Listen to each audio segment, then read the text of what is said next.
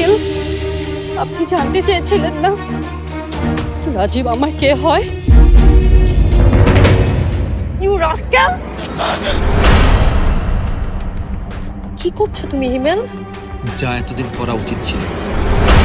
তোর এত বড় সাহস যে আমাকে বাধা দেয়। এটাই কিন্তু তোর শেষ বাধা। এরপরও যদি তুই তাদেরকে কোনো রকম ক্ষতি করার চেষ্টা করিস, আমি কিন্তু তোকে ছাড়বো না।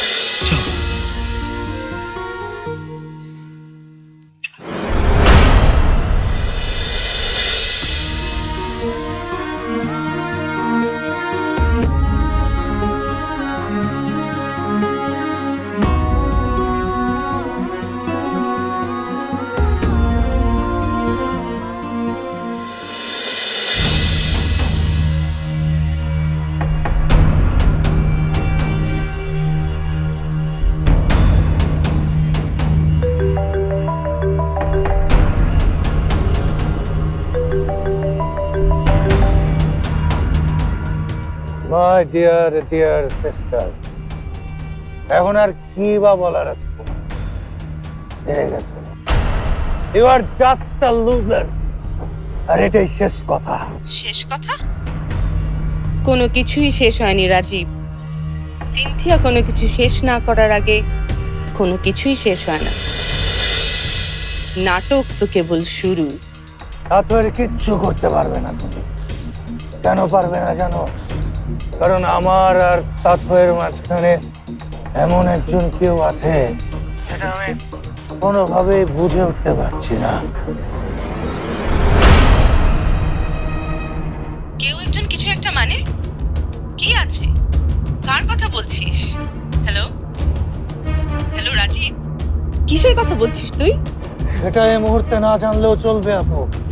হাজার পাখি এখন বাইরে বেরিয়েছে। মানে মানে সাইকেল নিয়ে তাৎপর্য রাস্তায়। সময় নেই, একদম সময় নেই আপু, একদম। হ্যালো হ্যালো রাজীব,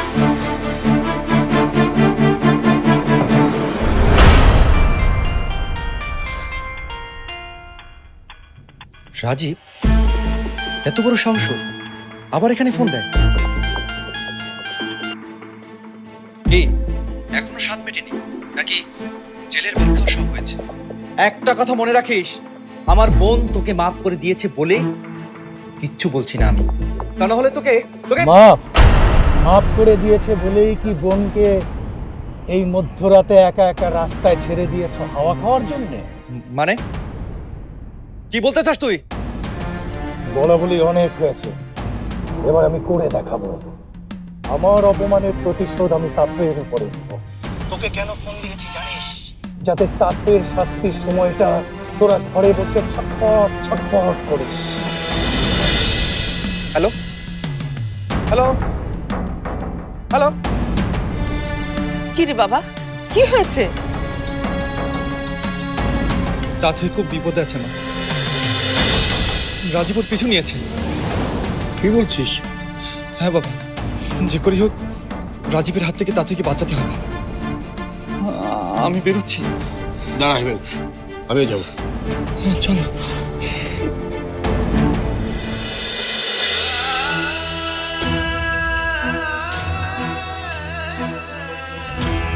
যাও তাথই, যাও। তোমার স্বপ্ন তোমার জন্য অপেক্ষা করছে তাথই, যাও।